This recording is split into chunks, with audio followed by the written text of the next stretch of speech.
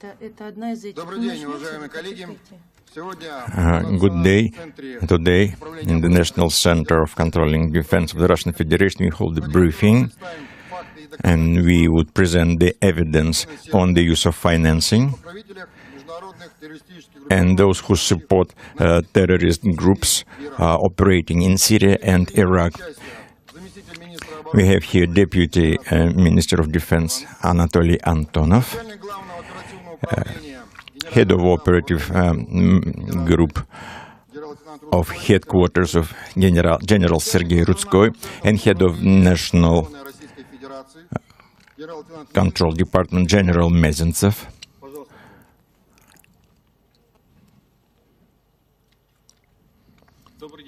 Good day, dear colleagues. The international terrorism is the chief threat of our times. This is the threat which is quite real, and many countries, like Russia, know that firsthand. The so-called Islam State is the leader in the terrorist international. This monster of the international terrorism may be counterposed and it may be defeated. Within the last couple of months, the airspace forces of Russia demonstrated this. We are sure that to win over ISIS, we have to make strong blows on the source of its financing, as was said more than once by the President of the Russian Federation, Vladimir Putin. Terrorism without money is an animal without teeth. Revenues from selling oil are one of the most important sources of the terrorist activity in Syria. They win over $2 billion annually and spend these funds to recruit fighters all over the world, providing them with equipment, weaponry, and that is why ISIS protects the source of criminal oil production in Syria and Iraq. The chief consumer of this stolen oil is Turkey. According to our information, this criminal business involves the top political leadership of the country, President Erdogan and his family.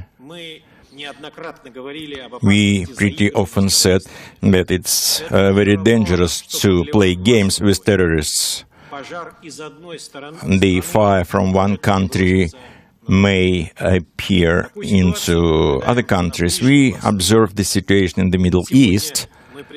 Today, we shall present only part of the evidence which show that in the region there is one team of bandits and Turkish elites to steal oil from their neighbors.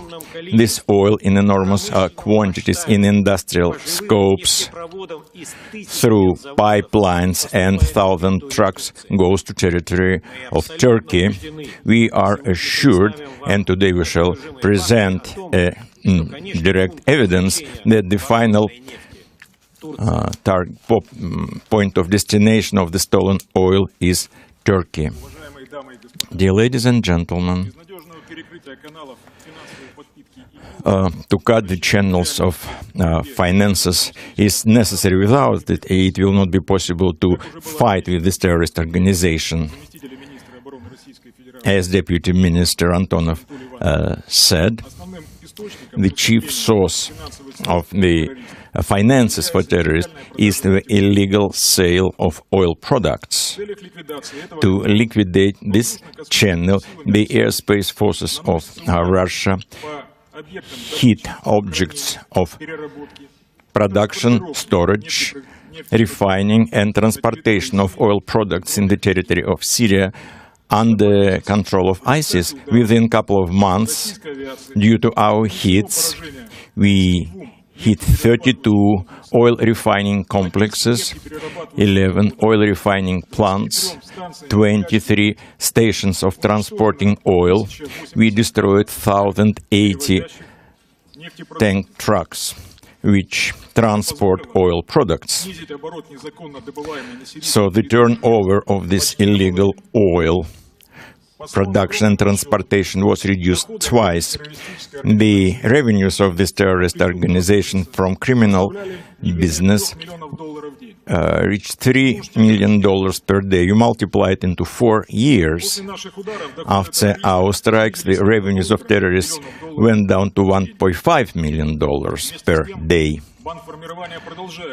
But banned groups still receive financial support and weapons and armaments and other material support for their activity. Some countries, including Turkey, are directly involved in a large-scale ISIS business project, and they support terrorists. The General Headquarters of the Armed Forces of the Russian Federation has direct evidence based on our air intelligence to the fact that Turkey is involved in this business. Today, we present only parts of this evidence. We found out 3 chief routes of oil transporting to Turkey from ISIS territory in Syria and Iraq. Western route reaches to Turkish ports to the Mediterranean. Northern goes to oil refinery Batman at the territory of Turkey. And the eastern joint is in Jizre. You will see all the chain of supply of oil products to Turkey, from production to refining. Western route, hydrocarbons produced not far from Raqqa by automobile transport at night time are transported to the northwest of Syria, then through Azaz at the territory of Syria and Reyhanli, the territory of Turkey, to Turkish ports Derkyol and Iskanderun. In this picture, dated November 13, in Azaz, we see the automobile road which connects Turkey and Syria. We see the equipment which transports oil products. In the A square on the Turkish side, we see 240 tanks and large trucks. At the B square, Turkish territory, there are many trucks which wait for the border crossing. Part of this equipment is masked for civil trucks. Similar is the situation not far from Reyhanli, not far from the... Despite military actions in Aleppo, there is a strong movement of transportation in both directions, and in the Turkish territory we see lots of trucks. This video shows how these trucks cross the border without any hindrance. These are bandits and terrorist groups, Jurhat al-Nusra, which allows large trucks with oil to cross the border. This transport is not checked on the Turkish side, and we see hundreds of such trucks. In the picture dated November 16 in Reyhanli, you see 360 tanks and lots of trucks not far from the Syrian border. In the B square, there are about 160 tanks which crossed the border. In this checkpoint, we see the movement towards Syrian border, and there are about 100 trucks. Space intelligence shows that after crossing the border, these tanks and large trucks with oil go to ports Dertyol and Iskanderun with specialized territories for tankers. Part of the oil is transported to ships and goes for refining outside Turkey, and part is sold at the inside market. The daily turnover is about 1 tanker a day.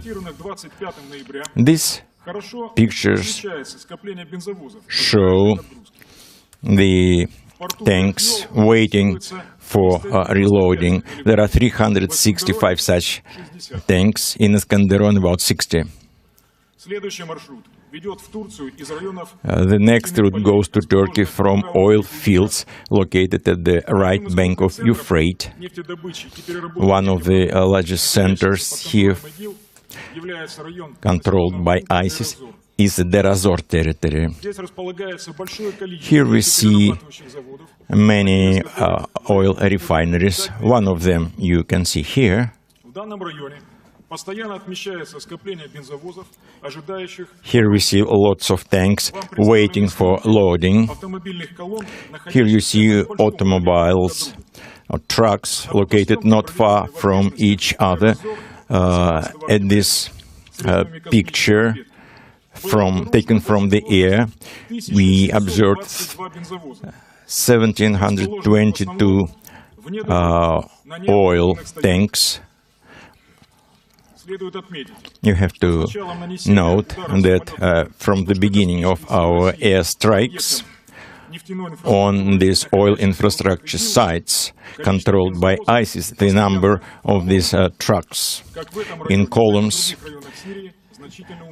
reduced notably in this and other parts of Syria. And environment suffers also. There are oil lakes in the sand. This is the picture not far from Raqqa, and you see it on your screen.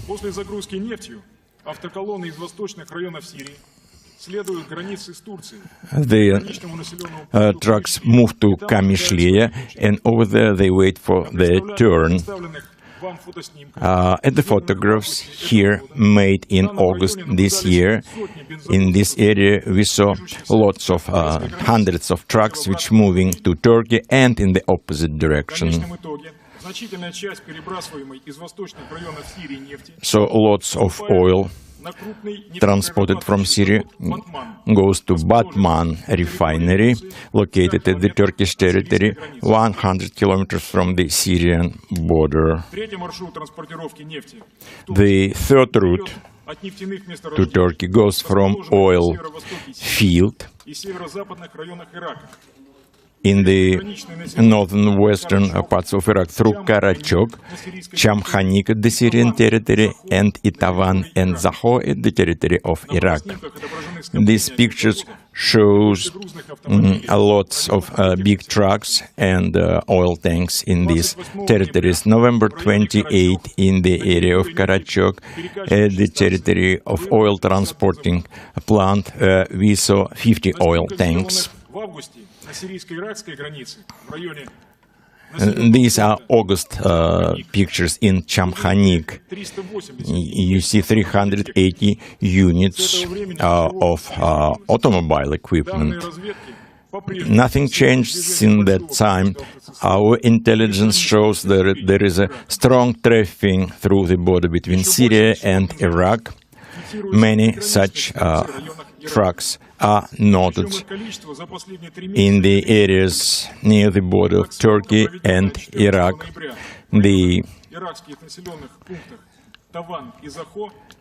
In Iran, Izaho, we made films and we saw the 104 big trucks. It's hard not to notice them, but to destroy them by coalition, well, it doesn't take place. So far, we only see the increase of a number of strategic drones. The hits made by coalition led by the United States of America do not take place. So full information about the sites will be presented at the site of the Ministry of Defense right after this briefing. As to the border territories of Iraq, the tankers move Iraqi-Turkey border in the Zaki area, and the oil goes to refining plants at Batman, which was already mentioned. or to large logistics centers on this route, which is located not far from Syria. This is a picture taken from space, and you see the congregation of 3,000 tankers and large trucks. There is nothing to comment here. This is the scope of illegal business, and it's quite impressive. As a result, as per today, the criminal activity in oil sale, terrorists have no less than 8,500 tankers, which daily transport up to 2,000 barrels of oil. The Russian aviation will continue to hit oil structure of ISIS, and we invite our colleagues from coalition to do the same. Thank you very much. Dear colleagues, you presented convincing proofs of mass and open stealing from sovereign countries, and I mean Syria and Iraq. Their energy resources are stolen. I want to attract your attention to the fact that financial streams from oil selling go not only for enrichment of high military and political leadership of Turkey, but they return to Syrian Arab Republic in big scopes by way of weaponry, ammunition, and fighters of all scales. Only recently, there were about 2,000 fighters or militants came in, about 26 tons of ammunition, about 250 units of automobile equipment of different destination. The Turkish side conducts such events for a long time and on a regular basis, and it doesn't plan to stop it. So our information about the volume and routes of supply by the Turkish side of equipment, ammunition, explosives, communication means and other material means, as well as training of terrorists, we shall provide to you later, next week.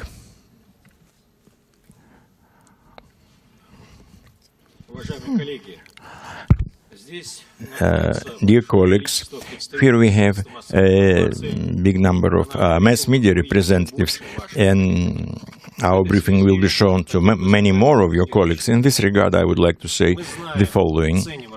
We know and value the work of journalists. We know that in journalist community there are many courageous people who perform their duty honestly. Today we presented to you how illegal oil trade takes place, which results in financing terrorism. We presented convincing proofs, which may be the source for journalist investigation. We are sure that the truth would make its way to the surface. We know the price of Erdogan words because Turkish journalists showed his lies already, and for this the journalist went to prison. The Turkish leaders would not retire. Mr. Erdogan would stay on, even if his face would be tarnished with stolen oil. And actually, our friends died from Turkish militants. You see what they do. They went to the other country and steal it. And if someone is in the way, he has to be destroyed. So retirement of Erdogan is not our goal. This is for the Turkish people to decide. Our purpose to close down the sources of financing terrorism by mutual efforts. We shall continue to present the facts of this stealing, how Turkey steals or robs its neighbors. Control over this stealing business may be given only to the closed ones, and nobody in the West asked the question why the president's son heads one of the leading energy companies and his son-in-law is the Minister of Energy. What a wonderful family business. Is this possible somewhere else? Such affairs cannot be given to anybody but to the closest ones. So far, Western media doesn't provide any assessment of this situation, but the murder will out. The dirty oil dollars would be working, and I'm sure that now everything what you saw here was falsified. If this is not there, let the journalists go and see for themselves. Today, we present only part of the information about monstrous crimes of Turkey elites, which directly finance the international terrorism. We think that any sensible journalist should fight against this crime of the 21st century. The objective journalist may be an efficient means in combating financial and corruption schemes. We call for our colleagues to conduct journalist investigations to reveal financing schemes to finance terrorism. And stolen oil goes to other region. The Ministry of Defense of Russia will continue to inform you about supplies of oil to other countries by terrorists and about our airstrikes in Syria. So let us unite our efforts. We would destroy the source of financing of terrorism in Syria, and you join this work outside our ministry. Dear colleagues, everything we hear today at this briefing will be published on the official website of the Defense Ministry, both in Russian and English. We have our colleagues present here from the foreign mass media who were at the Khmeimim base and saw for themselves how it works out there, and will go on to inform the journalist community based on the impartial facts and efficient control. So we have information about the Russian Air Force base on Syrian territory, and will update these facts and publish all the updates on our official website. Thank you for your attention.